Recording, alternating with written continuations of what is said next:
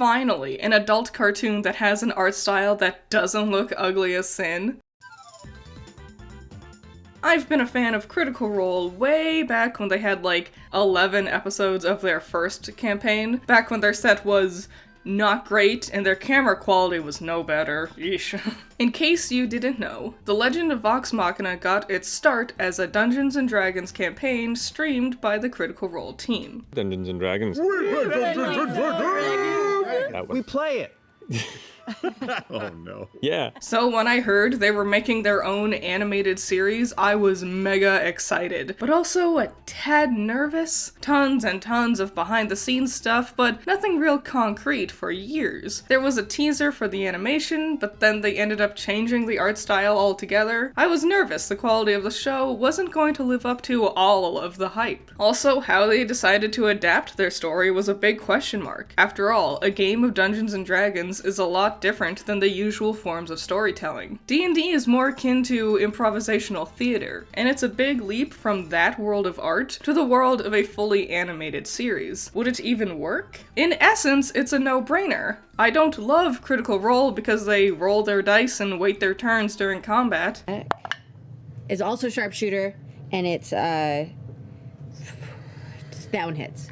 I love Critical Role because the story and characters are fun and fascinating. Also, it's not like this is their first foray into retelling the story of their first campaign, Vox Machina. They have a whole ass book now, a bunch of comics, but even still, a comic is a lot different than a show. Is the timing going to be right? Can they capture the story accurately enough and in an entertaining way? Can they take all the characterization and plot progression seen in several 3-hour-long episodes of Critical Role and accurately condense it down into a 30-minute episode? More importantly than any of that, can it make sense to non-fans of the show? Can this be a new way to share this story with people who don't want to sit around and listen to literal hours worth of Dungeons & Dragons' role-playing? Can Vox Machina be accessible enough for newcomers so they won't get lost or feel overwhelmed? Simultaneously, can it still succeed in giving the old fans like me enough fan service and little details to make our experience more enjoyable? Well, there's a lot to unpack. So let's dive into the world of Tal'Dorei and review The Legend of Vox Machina.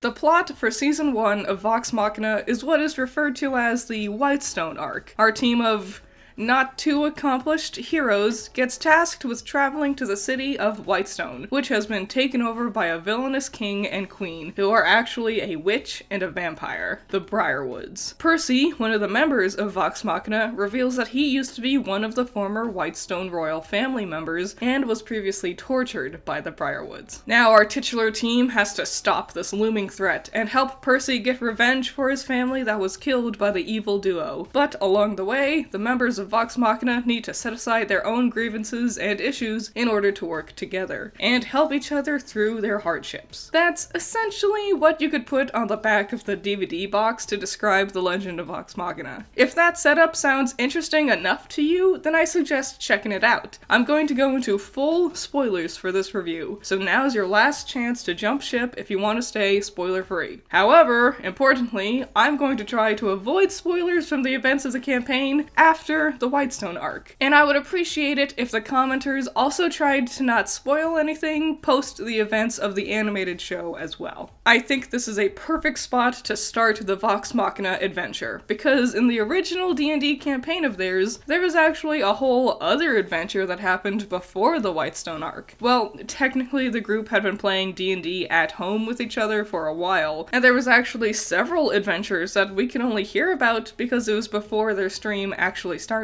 Anyways, their original campaign aired in the middle of one of the most boring adventures. Vox Machina were adventuring through a dwarven mine that was infested with mind flayers, and there was a beholder to fight at the end, which sounds cool, but it really wasn't, and it sucked. The party was underground the whole time. It was regularly established that it was too dark to see most of anything. Vax got an injured foot and was like useless for most of it. They had another party member who ended up being pretty problematic and left the campaign shortly after the Dwarf Mine adventure had wrapped up. And Critical Role has seemingly taken steps to quietly forget that whole adventure had ever happened. Really, the start of the Whitestone stuff really is the best place to actually begin the adventure. The city is interesting and becomes one of their go-to cities to visit. The threat of the Briarwoods and the crew of baddies are a lot more interesting of villains compared to a beholder. Since it takes place in Whitestone, it also makes it a personal quest for one of their main party members. It's just a super smart decision. But a good premise isn't all there is to make a show good. So let's dive into some specifics, starting with where it begins. That's right! Who's the best? Yeah! So let's go into specifics about how the plot for the season plays out. Again, full spoilers, so watch out, last chance. The first episode does a decent job setting up the idea that our hero team of Vox Machina are not the glamorous, heroic adventurers one might expect to see in a fantasy setting. They start their adventure in a tavern, which is a cute nod towards the trope of D&D campaigns starting in taverns. This little scene does a really solid job establishing our heroes' different personalities and basic abilities. I also think it's a lot of fun that since they're all drunk, they're kind of sucking ass during their fight. Pike, love, can you try to stay out of the way? Hey, come on, you tripped over me! They're missing, they're making mistakes. It's a fun way to establish what each character's combative abilities are, while also keeping the actual extent of their skills a little bit of a secret. They're competent enough to win, but it quickly made me excited to see them using their powers when they're working at 100%. The fight sets up what all their weapons are and their basic characterization, but I wouldn't blame you if you still felt a little overwhelmed. Vox Machina has 7 main characters, and that's a pretty crowded cast right from the get-go. Fortunately, it's hard to get any of the characters mixed up, even the twins. Each character has their own unique color palette, hairstyle, and general silhouetted shape. Also, just in case you still had trouble keeping up with their names and skills, episode 1 goes the extra mile and has Scanlan singing a song to introduce them. Oh, and did I mention we have a bear trinket? No big deal. It's a fun little song, though I wasn't really a fan of the rap moment. I don't know, I just didn't find it very funny, but that just might be me. Beyond that, the characters will also regularly refer to each other by name in their dialogue, especially in the first couple of episodes. I'm coming, Percy! Oh no. Your real name. Okay, maybe let me handle the questioning, Scanlan. I'm sorry about him. Except we didn't die. Because of you, Keyleth, you hear me? They don't start using any of their nicknames for each other until about episode 3 or 4. Anyways, as for the real plot of the show, Vox Machina are down on their luck, have almost no money, and are generally considered laughingstocks. However, the Sovereign King Uriel is desperate to find someone who's willing to beat an unknown threat. Mainly because I like the bear. Vox Machina spends the first 3-ish episodes handling a side mission, resulting in fighting a blue dragon.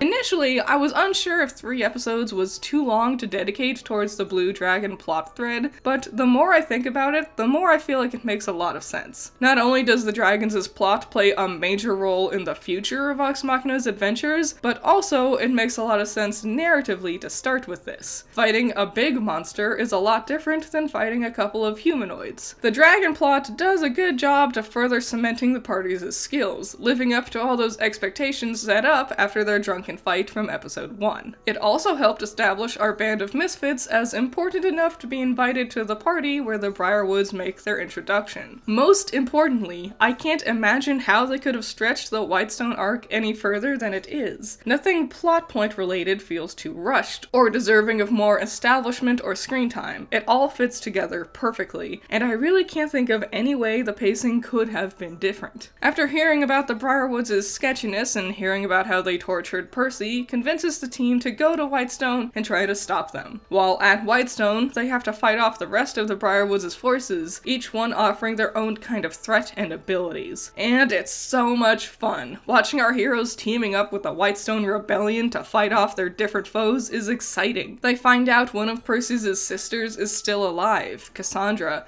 and they work with her to finish off the Briarwoods before finally fighting off the demons that plagued Percy. So yeah, it's a lot going on. Just summarizing the events really isn't enough to go into full detail about how the characters and plot developed through these episodes. So I think it makes sense to take a closer look at each character individually, to fully dissect not only their personal growth, but their impact on the larger narrative. Well, first things first. You fool. Now your soul is forfeit. While all the members of Vox Machina are equally main characters, the Whitestone arc centers more on Percy than the others. Percy's arc is, quite frankly, perfectly done. It's quickly apparent that Percy has a bit more upper-class refinement than the rest of his team. He's the only one who knows proper etiquette, or cares about getting dress clothes for their appearance at the party with the king. I shall brief them on royal etiquette and manners. You have my word, nothing will go wrong. But once they arrive at the party, Percy realizes the Briarwoods are there, and suddenly he has a huge shift in personality. Stop them!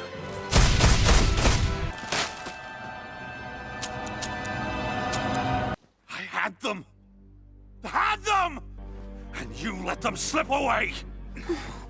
Percy's duality with his mood is one of the most interesting aspects of his character. On one hand, he's classy, kind, and thoughtful, but seemingly at the drop of a hat, he's ruthless, violent, and aggressive. Percy's personal struggle is honestly the most powerful element of this whole season. Percy is being possessed by a demon, though not a typical type of possession you might be thinking. Percy accidentally made a contract with a dark entity during the throes of his rage and thirst for revenge. A silent, whispering thought in the back of his mind that helped him to make the weapon, what he refers to as his pepper box, or the list, but what we as the audience recognizes as a gun. Percy's gun inclusion gives Vox Machina a different vibe compared to most other fantasy stories. There's actually quite a lot of technical advancements in the world created in Critical Role, and it allows for a lot of unique combat and puzzles compared to other fantasy stories. Percy's combat is, much like a gun, quick and bombastic. With one bullet, Percy can wreak massive damage,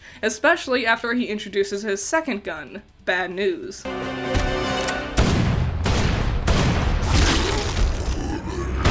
However, to keep things still interesting as far as combat is considered, Percy's gun also needs to have a downside to it. Not only does he need to worry about reloading his gun, but they can also get jammed, making them unusable until he can sit down and fix it. Another aspect we don't actually get to see this season is Percy needs to regularly go out of his way to find black powder, which he uses as ammunition. Which, if they bring back a certain beloved NPC involving the black powder for the next season of the show, that would be an awful lot of fun to see.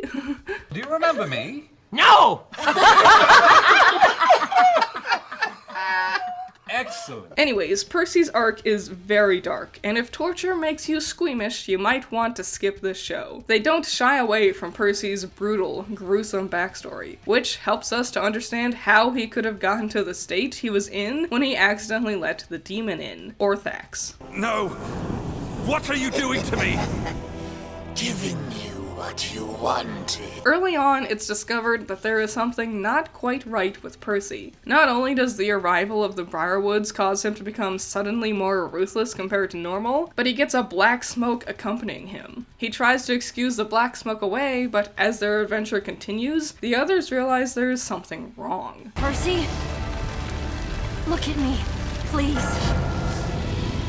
I cannot express how powerful Percy's battle with Orthax truly is. This fight was the thing in the original campaign that made me fall in love with the show. See, by the end of the second to last episode, the battle with the Briarwoods is basically done. The entire last episode is dedicated to Percy's own fight with his inner demons, literally and metaphorically. Percy needs to fight past Orthax's mind games and his emotional revenge. Meanwhile, he's tricked into attacking his own friends who in turn need to find a way to help him snap out of it. A personal conflict makes this finale a lot more engaging than just the heroes run in and kill a bad guy. In fact, Percy's conflict with Orthax is easy to find comparisons to. I wouldn't be surprised if theories or analyses start to pop up discussing the similarities between Percy's suffering under Orthax and the feeling one might feel when in the throes of grief or depression. Hate, anger, vengeance, these are visceral, powerful emotions, and it's not hard to picture how someone could be consumed by these feelings, whether in a fantasy setting or our real world. Percy shows a wide variety of emotions when it comes to Orthax. Not only anger and frustration towards his enemies and his predicament, but he also shows blatant fear and sadness. And it all comes to a head when Percy attempts to kill himself. Don't do it! Percy, you can't!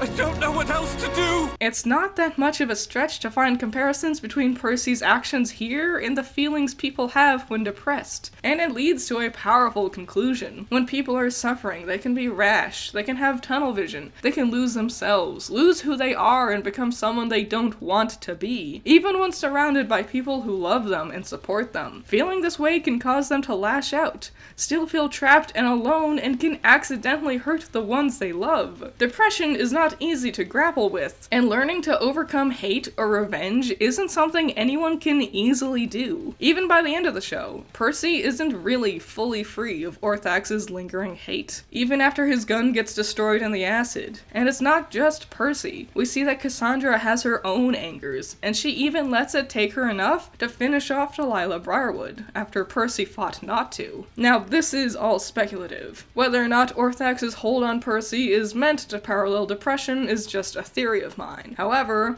Matt, as a storyteller, hasn't shied away from more intense story elements like this before in the original campaigns. Percy's personal conflict is powerful and emotional, and makes this whole story a lot more in-depth than I would have imagined. It makes Vox Machina more than just a story about heroes killing baddies. Their personal demons, their inner turmoils, these are the things that takes this story and elevates their characters. Percy has a lot of room to grow from this story, and move forward in a positive direction with the others in Vox Machina. This is a fantastic way to start off Percy's character for the show, giving him more depth, and offering him an interesting way to start to heal from his prior possession. I can't wait to see how Percy will continue to grow with the others from here. We got him, kid.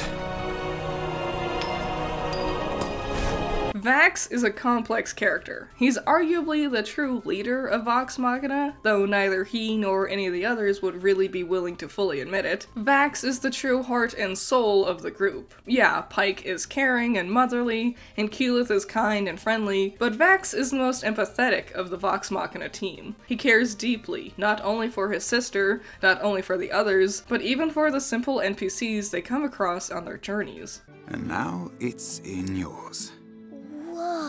Vax gets to do an awful lot this season. Thanks to his rogue skill set, he's usually the best fit for espionage missions, which is a big element to the rebellion against the Briarwoods. Vax's combat is quick and slick. He has 2 daggers from what I can tell. One of them lights up with flame, and one that can magically teleport back to his hand after it gets thrown. The teleporting one can happen a little quickly, and I wouldn't be surprised if some people missed that element the first couple of times it happened. Vax goes through 2 different character arcs. First, the more main plot-related arc is the recurring aspect of being magically manipulated during their adventure. True to how things often worked out in the game, Vax gets charmed by several different baddies, most notably the Briarwoods, taking one of their fastest and cunning fighters and turning him against his friends and family. The 2 times this happened, it's a mad rush to try to get him to snap out of it, and I think it's a lot of fun. It's one thing to just have heroes beating the shit out of a baddie, but when they have to pull their punches as to not kill their own friend, then it adds a fun new level of difficulty for them. Beyond that, Vax plays a similar role as the others, offering Percy support on his quest. But also, Vax's other personal arc is his romantic feelings starting to come to light towards Keyleth. Think you'll be needing this.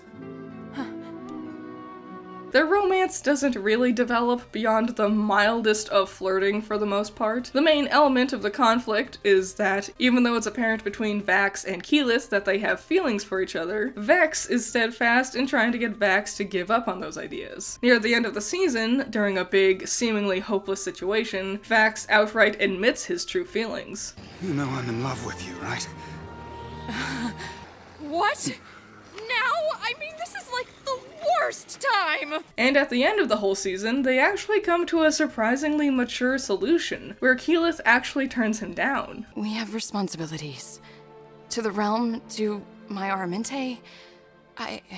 Romance plots don't always interest me, but I understand it was important to set up the foundation of Vax and Keyleth's relationship now, rather than trying to make it pop up somewhere down the line. It's not terrible, and it helps that it's not the only thing Vax or Keyleth have to do this season. I'm excited to see how their budding relationship can grow if we continue their adventures. But I also hope it's not the only thing when it comes to these two characters. I would actually much rather see them continue to grow as friends first, rather than this shy, blushing, flirting thing we see between the two for most of the season.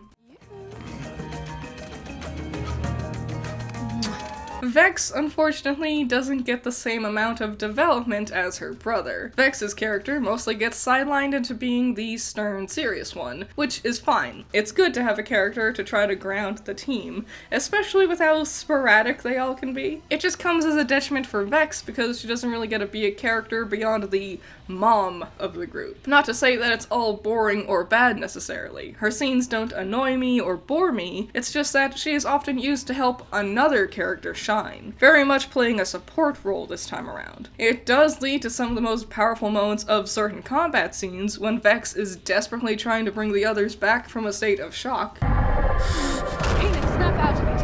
Caleb! Caleb! Sorry!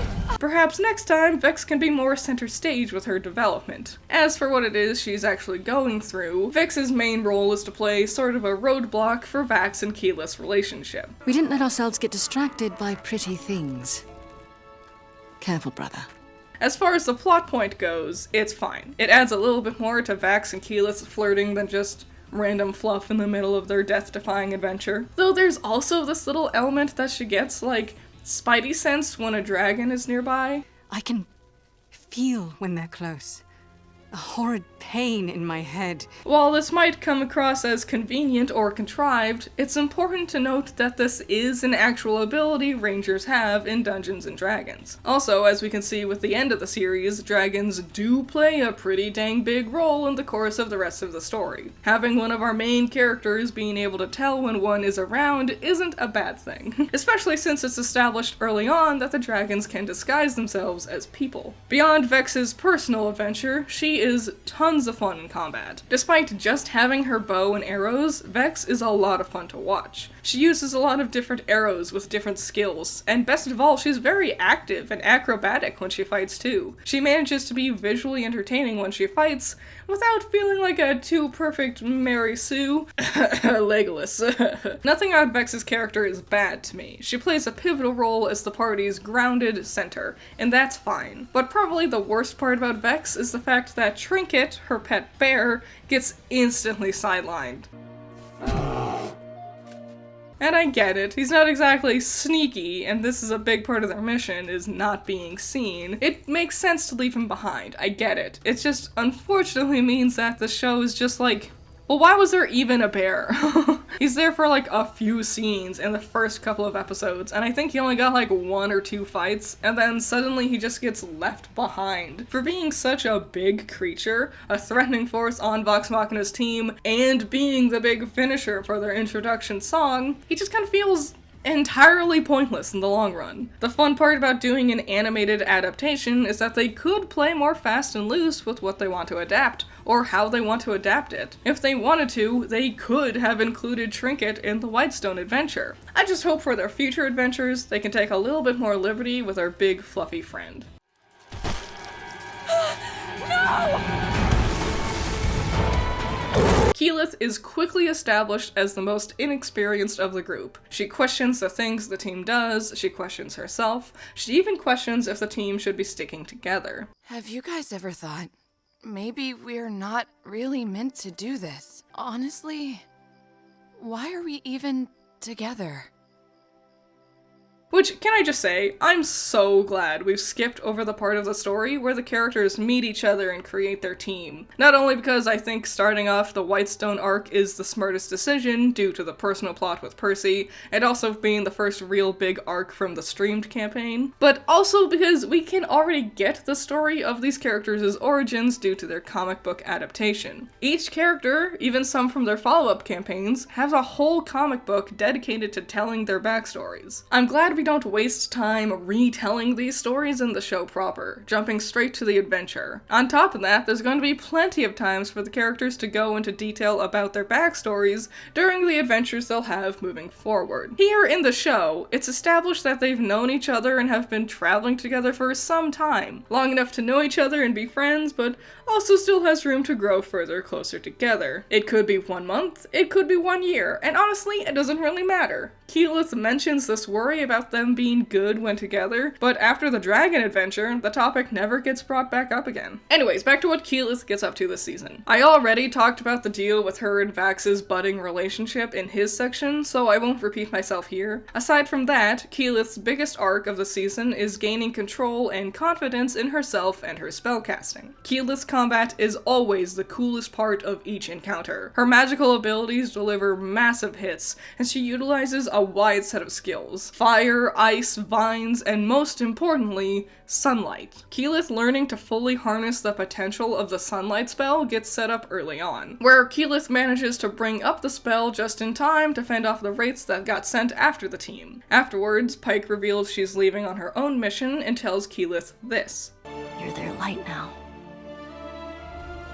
Without Pike's holy spells, Keyleth's sunlight is now the biggest thing they have against the forces of the undead. However, the way Keyleth needs to summon it requires her to bring both hands together and fully concentrate. She can't keep moving around, she can't keep fighting. Not only that, but if she's not careful, it can also cause a fire to spread. These elements of the spell is a good excuse as to why Keyleth doesn't use the spell all the time, on top of the fact that she's vastly inexperienced with spell casting in general. She struggles with casting most spells of hers, needing to stop, focus, and give herself a mini pep talk in order to make it work. Personally, I really loved Keyleth's arc. When you have a character who has all the most powerful abilities out of the whole team, it makes sense that they're going to have to fight harder to fully master those skills. It's going to be fun watching Keyleth continue to hone her skills and learn to cast her vast array of spells easier and faster, and potentially learn other new cool spells too. This animation made Keyleth overall a lot more endearing. Not that I hated her before necessarily, more I just think having the story and characters better refined is a huge boost for Keyleth's development and growth. Honestly, I can't wait to see where she goes from here, both with her magical skills and her relationships with the rest of the team. No wonder Vax is smitten by her. I've fallen in love with her character too.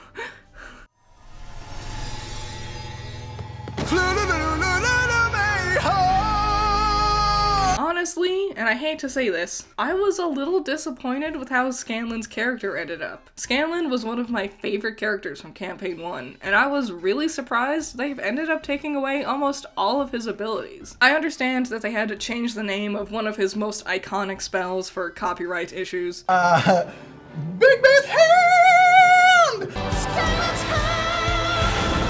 But the name of a spell is honestly just a super minor thing in the long run, and by all means, the way he uses his purple hand is unique, and definitely as cool, if not cooler, than in the original game. I also really liked how Scanlan had a mini arc where he had to learn to cast his other most iconic spell, Lightning, from his crotch. I'll admit, after I first saw him cast Lightning and it didn't come from his dick, I was a little disappointed. But after seeing how they worked it into his character, I was really happy with how this turned out. But other than that, honestly, a lot of Scanlan's spells and abilities have just been stripped away. He no longer has his short sword, so other than his spells, he doesn't engage in battle very often. But even then, most of his spells have been forgotten too. In the campaign, Scanlan was able to cast Healing Word, but now Keyleth ends up taking over the role as healer in Pike's absence. Scanlan used to be able to cast Vicious Mockery, which would hurt an enemy with just his words, but most disappointing is that he doesn't even inspire the others anymore. Scanlan's most iconic character character trait. More iconic than his hand and more iconic than his dick lightning was the fact that he could magically boost his or his allies' abilities with a song. In the original campaign, he would do this by singing a fun parody version of a famous pop song. You gonna fail that attack, so you better sit your ass on back, cause I ain't no holler back gnome. Says that, you're right. He is no holler back gnome. And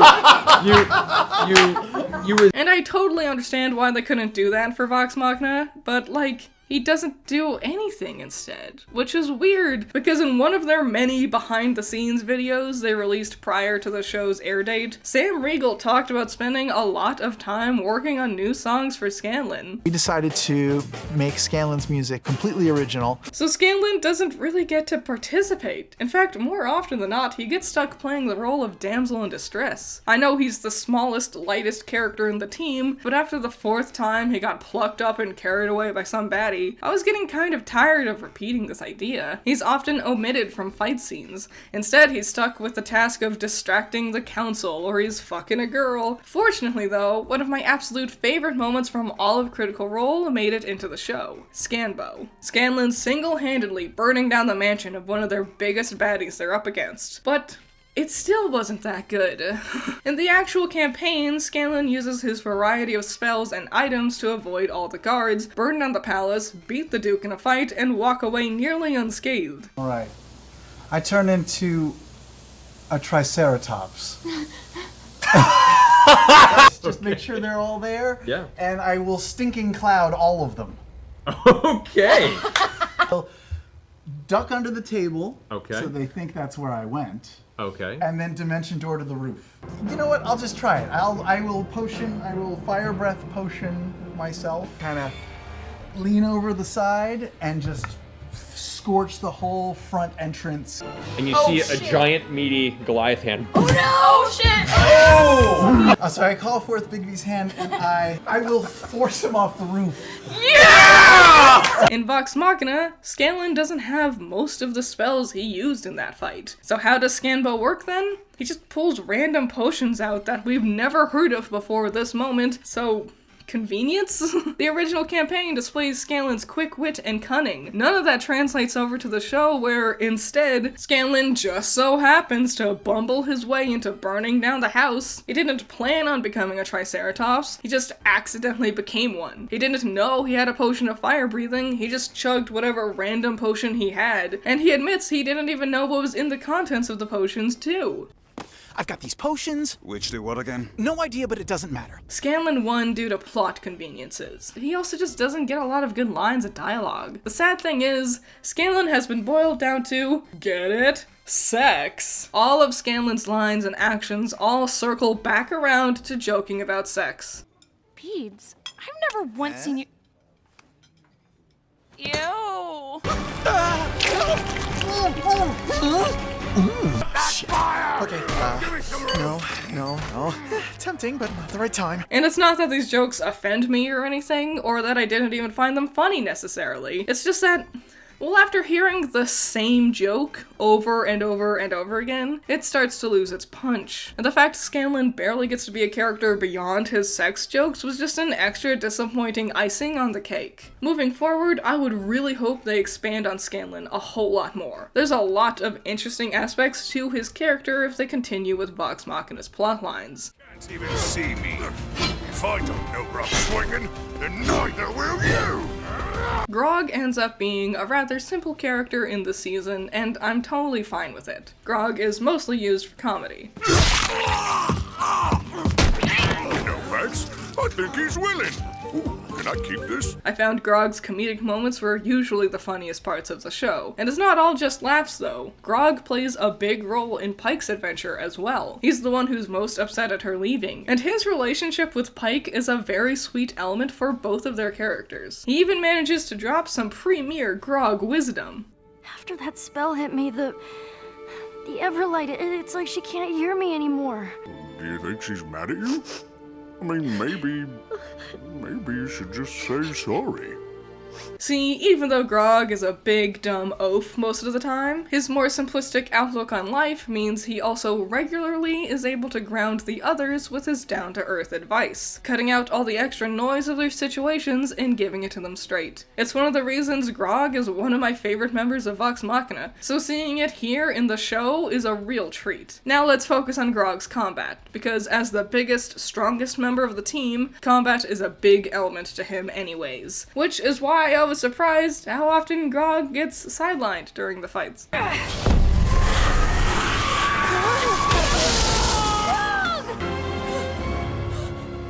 I understand that having a practically indestructible tank on the heroes' team means he could easily make every competitive scene tensionless, so in turn they need to make Grog incapacitated in some way, whether it's being possessed or just knocked out relatively early. And it's like, it's fine. Honestly, I'm glad they don't have Grog getting possessed nearly as often as he did in the original campaign. Anyways, when Grog does get to fight, it's obviously a spectacle. Not only during combat, but during the more action-oriented puzzle aspects that the group comes across too. Grog's feats are always over the top, and I love it. I can't wait to see more, which, if Vox Machina gets its second season, it seems like I'll be getting just that, since they've hinted at Grog's new sword, the Skin Gorger, having something spooky going on with it. Ooh. If I have to gripe about anything, I'm disappointed Grog only got to do his iconic rage once during the Draken fight, and never did it again during the rest of the show.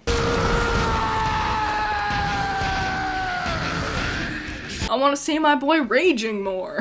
Grog was a character I was afraid they would end up simplifying too much, overdoing his stupid aspects. And I cannot express how impressed I am that they've captured everything about Grog that makes me love him.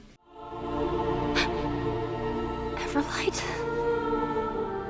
Pike plays probably the second biggest role in the story, right behind Percy. Early on, it's established that the biggest weakness the Briarwoods and their dark creations have is holy magic, and Pike is their only cleric who uses magic gifted from a goddess. However, it's also explained right away that Pike doesn't exactly practice her faith very regularly. Are you sure you're a holy person?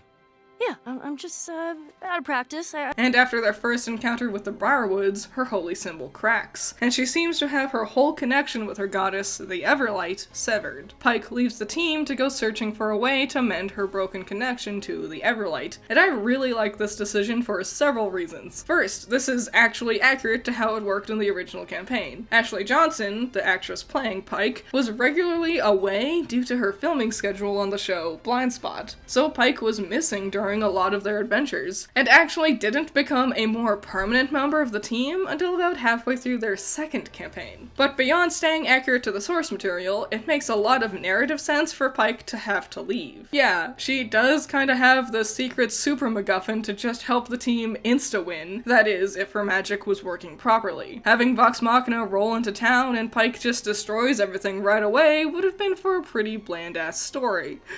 There's real stakes now with Pike and the rest of the team. The remaining members of Vox Machina need to try their best to hold off the undead threat they're up against, and Pike needs to try her best to fix her relationship with the Everlight in time in order to come back and help the rest of the team. Also, the main cast is already so big. Having one of the 7 members of Vox Machina step aside can help the others develop a little. Unfortunately, this means Pike gets kind of left behind when it comes to developing her character alongside the others. She does have a very heart-wrenching conversation with Grog before she leaves, and seeing how much Grog misses her helps to give Grog some depth. But other than that, she might as well not know the others. She just doesn't really get a chance to actually display any kind of relationship with them.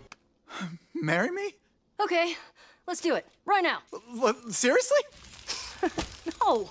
Yeah, this line sort of feels like it just comes out of nowhere, not only because they haven't gotten to talk to each other much, but also because when they were together, Scanlan really downplayed his romantic feelings towards Pike. In the original campaign, he was constantly head over heels for her, very much a relentless flirt, being overly blatant about how he wants to date her. In the show, however, they seem more like Vax and Keyleth, shy and kinda awkward with each other. I don't know. It really just didn't help with establishing Pike and Scanlan's friendship with each other. As for her adventure of self-reflection, I'm impressed they were able to make it still, like, visually interesting.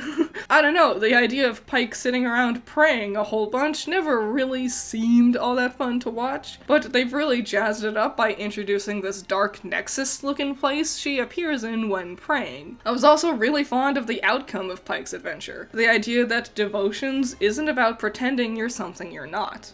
We walk down a path. Any path can be a holy one. Pike's astral projection form was another thing introduced due to her absence from the original campaign, where occasionally Ashley would Skype into set and they played it off as saying she was projecting her astral form to be there, basically as an excuse to explain why Pike could be there sometimes and sometimes not, due to Ashley's schedule. While I think it's fine and works here, for the future, I would really love it if they just abandoned the astral projection thing. Yeah, sticking close to the original story is great, but just like I was saying with Trinket, sometimes it could be better if they took liberties with how certain things played out. It makes sense to essentially bench Pike during the Whitestone arc because of everything I've explained about her magic and the Briarwoods' weaknesses, but for future seasons, I would very much rather have Pike just being able to actually tag along with her friends. Sorry, I couldn't be more helpful. But you get what you pay for. The side characters, or the NPCs for a lack of a better term, are all distinct and fun. I'll admit, even when I was watching the original campaign, I didn't always give much of a shit about most of these background characters. Getting to put a voice and a face to those names Matt kept throwing around definitely helps me to understand just how vast and intricate this world is. One of the ones that surprised me the most was Archie. What are you doing? Just like the old days, creating a diversion while you get away. I'll be honest, I don't even remember this character from the original campaign, but I found him to be very quickly charming, and his death honestly shocked me, and it was upsetting. See, Vox Machina has many characters coming and going. None of these NPCs really stay on screen for very long. They're all voiced by a lot of different, really cool people that they even had this behind the scenes vid coming out just before episode 1 released, highlighting all the cool people who would be voicing their NPCs. Now, I do appreciate that the NPCs never fight for screen time above our heroes. Like I said, Vox Machina is a big team, and they needed all the time they could to get to each character to develop, so it makes sense that NPCs would be getting a lot more limited screen time in order to ensure that happened. I think each NPC got just as much screen time as they needed to establish their characters and leave an impression on me. A lot of these characters will play larger roles down the line, so I'm glad they've gone the extra mile to establish them here. Some of them have gotten redesigns or touch-ups for their looks in general, all to help service the idea of making them all more unique, easily recognizable, or distinct from each other. The one NPC I was really surprised by, and honestly had the highest expectations for, was Gilmore. If you know anything about Campaign 1 of Critical Role, you probably know about Gilmore. Gilmore has been a beloved NPC from the game since the very beginning, even getting an official figure made of him. That's some big shoes to fill, and fortunately, they've nailed it. Both with his animation, his voice actor, just all of it. They nailed Gilmore, and that was really important. Gilmore's whole establishment is also just jammed-packed with lots of cool hints towards other elements of Critical Role campaigns. As a fan of the show, it's a treat for me to see cool references and stuff. But even as a non-fan, it's just a lot of fun seeing so many intricate details all over his shop. There was one joke with Gilmore that just I didn't land for me. For 20,000 gold, I'll sell you this handy-dandy magic lance of dragon slaying. I get the idea, but like, maybe I just have too high of a moral compass, but I think if there was a dragon killing people, I would just give up the special weapon that could make it easier to stop them. But that's a small detail. Overall, the NPCs were exactly what they needed to be, and I'm excited to see them continue to develop moving forward. They slaughtered us in cold blood, seizing my ancestral home. I'm going to keep my discussion about the villains to just the Briarwoods and their council, mostly because I don't think there's much I could really say about that blue dragon from the first couple of episodes, at least not yet. Maybe if we get to the second season, I'll have a lot more to go into details over. Anyways, each one of the Briarwoods and their crew offer a different, unique threat to the team. No two have the same skill sets, and watching our team figuring out how to beat them is most of the fun when they're in combat. Some folks you kill 'cause you're ordered to. Them, I killed 'cause I wanted to. First, there's Kyrian Stonefell. They've changed his race from the original campaign, where he was just another human, and they probably did this so the only non-human member of the evil team was just Duke Vedmire. He's a quick, toady motherfucker who quickly gets offed as the first of the real villains to lose to Vox Machina. Speaking of Vedmire, let's talk about him next. Miscreant! You and I have unfinished business. The biggest of the villains' crew. He's a Goliath, similar to the half-giant character Grog, which makes it surprising that he and Grog never really fight each other. There could have been a lot of duality between these two characters, but instead, Vedmire's main adversary is Scanlan. I do love the David and the Goliath battle between these two characters. He was just enough of a threat to be big and imposing, and gave us a great battle. How would you like to kill your friends for me?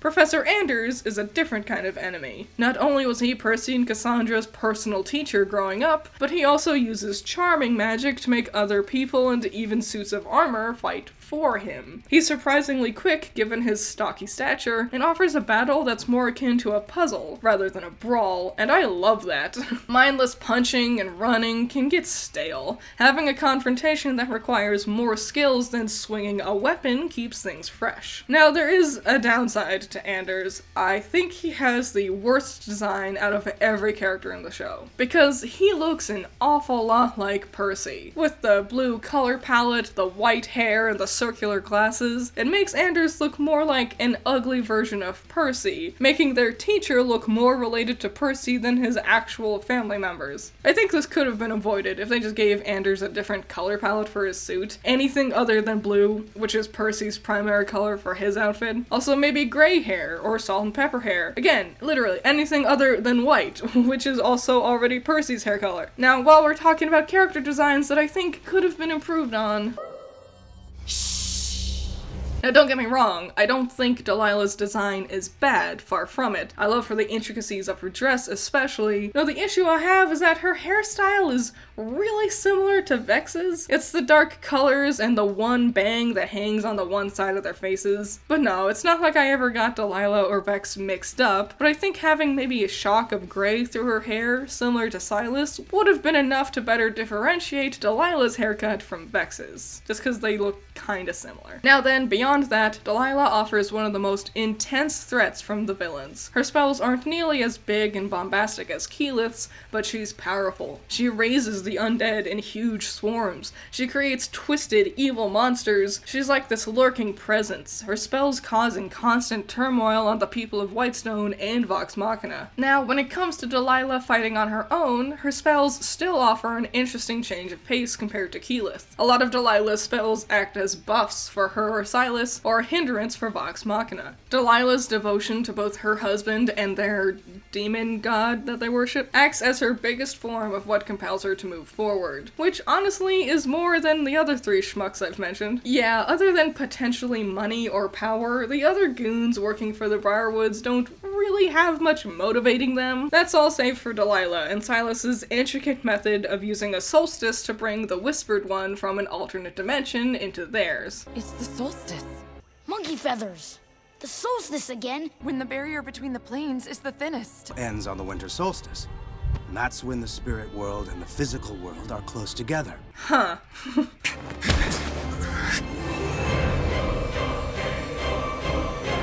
Interestingly, even though Delilah is the magician of the duo, Silas has the ability to charm people into working for him. It's nice giving Silas more to do than just being strong and hitting good. Silas is actually the most powerful threat they're up against. Delilah might have the widest arsenal of skills, but Silas's abilities are intense. He's blindingly fast, has superhuman strength, and he even has a spooky black blade that sucks in blood and gets bigger.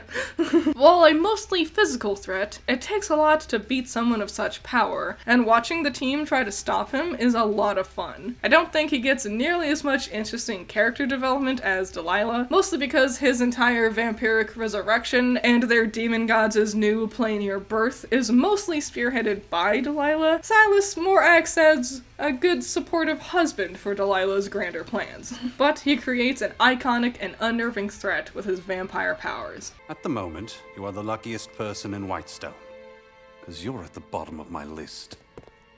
More interestingly, out of all the villains this time around, we got Anna Ripley. Anna is essentially a dark mirror version of Percy. Whether or not she has a whole ass demon hanging out inside her head like Percy did is so far unknown. However, that hasn't stopped her ambitions to replicate his pepperbox. On top of that, she's also incredibly cunning and ruthless when it comes to abusing and manipulating others to get what she wants. And while on their adventure, the team has to momentarily work alongside Ripley, mostly holding her as their captive to help them find the Briarwoods' big boss chamber. Anna, currently in the state, possesses no real threat, and we don't get a real hint of what exactly it is she's capable of when it comes to combat. But her sneaking, tricky mind games is enough to give her an overwhelming, unnerving presence. And at the end of the series, she actually manages to escape. Percy, they'll hear. Yes, go ahead. Shoot me. Until next time. Seeing how Ripley will play into being a continuous threat for Vox Machina in the future is super exciting. They've barely scratched the surface of what it is she's capable of, and I can't wait to see how she's going to tie into the future of the show. Scrolls? Jewels? Potions? Is this a troll deck? I wanted to talk about the tone for Vox Machina because it might be the most polarizing element for the show. The show is fun, and it keeps its vibe generally upbeat. It's a comedy. Both the show and the original campaign are hilarious. However, your mileage may vary due to what exactly you find funny. Namely, for lack of a better term, potty humor.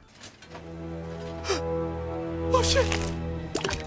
Yeah, I was surprised at just how often gross-out humor was being used, and I don't really find it all that funny. It's not every joke, but it's a lot of them. Now, obviously, adult animations are no stranger to jokes about sex or shit or more squeamish things like that. Gross-out jokes like this feel oddly juvenile, and it doesn't always mesh well with the tone of the rest of the series, because we'll get a joke about Scanlan wanting to have sex and then immediately follow that up with Now, the Whitestone arc is very much a horror, obviously. It's about a necromancer and a vampire and horrors of the undead, and I'm really happy they went all out with displaying the horror of the terrible creatures they're fighting. It gives the battles a lot of stakes, and also is just generally a ton of fun and really cool. Now, it's not impossible for a show to bounce between vastly different tones like comedy and horror, far from it. And generally, Critical Role balances these things out really well, keeping the humor where it's needed, but peppered into certain action scenes for a good gag, adding a little bit of brevity during all the horror around them, while also leaving that behind to amp up the tension with the horror to give a good thrill. But every now and then, sometimes, it just doesn't really gel well together. There can be a bit of tonal whiplash here and there, which, you know, no one's perfect. It was very ambitious to try to do such vastly different tonal concepts for the show in the first place, and the fact that it's done pretty dang well is very impressive. I just hope they can continue to refine this for the future, and maybe step away from the potty jokes.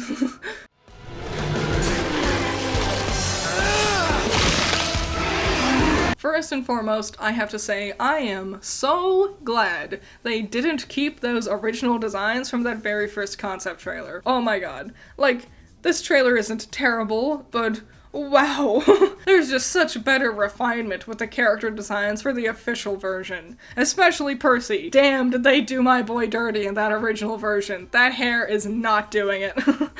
Back on track, the animation is endlessly impressive. For being an entirely Kickstarter-funded project, I was definitely not expecting this quality of animation. It's smooth, and the characters are fun and animated, even during their talking head scenes. Not only is the animation quality super impressive, but just how much of it there is too. There's 12 whole episodes! 12! That's a lot! And they all retain this level of quality. I expected there to be some more cheats or sloppiness or off-model moments, especially after the first couple of episodes, but no! I was thoroughly impressed at the level of refinement in every scene. Not only the fluidity of the animation, but the clever choreography. The action scenes are smartly played out, and no two encounters feel the same. On top of that, no two combatants feel the same. The way each character moves during combat has their own personalized flair to it, keeping every scene visually packed with stuff to enjoy. It's also smooth and easy to follow and gripping. The combat, especially in the last couple of episodes, blew me away. It's hard to remind myself this was a crowd-funded product,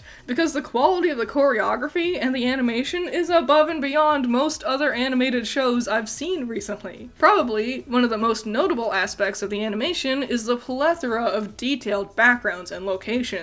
They clearly labored over giving each area its own unique personality of its own. It's easy to be swept away by all the thousands of neat little details and things in places like Gilmore's shop, but even the simplistic areas like the Rebellion's hideout, or the dungeons, or the mansions, have this care and attention to them. I think they've excelled in this regard by giving each location a different color for its lighting. King Uriel's palace is washed in golds, Pike's temple has white lights, the Rebellion's underground hideout has orange lighting, Duke Vedmire's mansion has reds. Each place we see gets its own palette and style to it, and it's an impressive aspect of the whole animation process that I bet a lot of people wouldn't even give a second thought, especially considering this is their first animation adventure here. I'm extra impressed at the fact that the Critical Role team thought this much on the locations' designs. But if I had to gripe, there is one aspect of the animation that tends to fall flat for me, and it's the 3D elements. Like, I get it, and they don't use it too often. It only gets used for things that would have been an extra huge pain in the ass to animate. A giant dragon with lots of intricate details, a flooding horde of zombies. It makes sense that this 3D technique is probably not only easier to animate, but a lot cheaper to animate too. I'm not too disappointed by the 3D, since I know that is probably the reason they have it, but I can't deny it does take me out of the episodes every time I see it. I think it's the shading, or maybe the more stilted movements, I don't know. It's especially the dragons, which, if they're gonna be playing major roles in future seasons, I hope they can have a little bit of refinement with their 3D modeling and animating, because it's fine for now, but you can always improve. You should always strive to improve, and I think that's the aspect that could really use a little bit extra detail. Well, I think it's time to wrap up this critique. I've covered everything I could think of with this review, so now let's talk about the project as a whole. Now, as I've made clear already, the production of this show is fantastic. The plot, the pacing, the characters, the animation, it's all above and beyond. It's a spectacular show all on its own. However, my question at the beginning of this video was, would people who don't know anything about Critical Role still be able to enjoy the show? Without a doubt, this animation was made with the old fans really in mind. The love and attention to detail and hints and Easter eggs peppered all over the place makes that more than apparent. And as a longtime fan of the show, I admit my personal take on it is that it's perfect. It's perfectly captured everything I loved about the original campaign, and has given it a beautiful animation and story revisions to elevate it even further. While I might have gripes here or there, those things don't bother me in the long run. This was an ambitious idea from the start, and seeing these moments that used to only exist in my imagination coming to life is phenomenal. As a fan of Critical Role, I couldn't be happier. And if you're just a fan of Dungeons & Dragons, then you will probably like this too. Even if you don't know about Critical Role's campaign, you'd still get a kick out of the various D&D references and the overall story. But what about people who don't know anything about either of those? Someone who doesn't watch Critical Role? Someone who doesn't play Dungeons & Dragons? Well, I would say, yes, though your mileage may vary. Rambo, my boyfriend, is one of those kinds of people. He doesn't do Critical Role, and he's never played any tabletop RPG. And after each episode, I would ask him about it, and he was thoroughly enjoying the story. He loved seeing the characters doing awesome things, and a lot of the gripes I had, like Scanlan's character for example, he had no issues with. In fact, when I asked him who his least favorite character was, he said he couldn't choose because he liked them all. So yeah, of course, someone who doesn't know anything about Vox Machina can be invested in the show. It's a fun story and has fun characters and great animation. Being a critter is not a requirement for enjoying it. However, it might be a bit overwhelming for some people. Hell, even by the end of the series, Rambo struggled with remembering any of the characters' names. Not only is the cast very large, but there's a lot of lore and world building, and it can be a little disheartening when you're watching a scene and you suspect there's some sort of Easter egg or reference you're supposed to catch, but you just can't relate. Like the running gag that they had trouble opening doors. Fucking doors! If you were confused why that kept being a running gag, it's because it's a reference to the original campaign, where they kept getting stopped by various doors in their adventure. Knowing the reference isn't pivotal to enjoying the show, but I would understand if someone felt a little too left behind. Really, the biggest thing I could picture someone turning the show down for is its humor. Even if you love these characters and love the animation, if the humor just isn't working for you, it could be hard to convince yourself to keep going with it. I think Critical Role has done an excellent job with their first real production in animation. I expected this to feel like an amateur project, but no, I'm thoroughly impressed. It's smart, it's fun, it's beautiful, there's clearly a lot of love and care that went into the series, and I really hope we get a second season. Hell, they have enough material where they could have 3 or 4 more seasons of just Vox Machina, not to say anything about the Mighty Nine or the Bell's Hells. I love the show. I can't express just how impressed I am with the quality of it, and just how much fun it is. I encourage you to watch it if you haven't. Critical Role is hard to recommend to everyone, and I hope this series can be a new, fun way for others to get to enjoy this world and the characters too.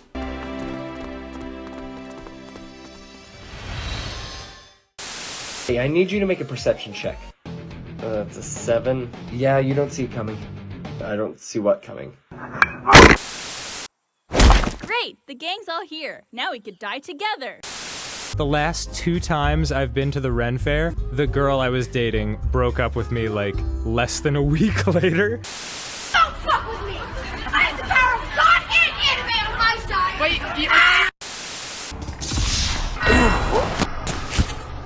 I have to block the sun. Hey bro, what do you want to eat? The souls of the innocent. A bagel. No! 2 bagels. Shout out to my $10 patrons, you're all amazing. Nako, James Dodds, Cool Duck, Andrew, Ramiel, Valhalla Knight, Chamomile, G Extreme, Classy Critic, Trey Not Dre, Sunny Shy, Great Bar, Pentamenta, Jake, Storm, Amber, Lolith, Hype Man, Luno the Evoker, Zero to Hero, Keithan, Isaiah, Josh, Joseph, Scaring Crows, Blue Wiz, and Danny Boy. So yeah, thank you so much for watching this. It ended up being way longer than I expected.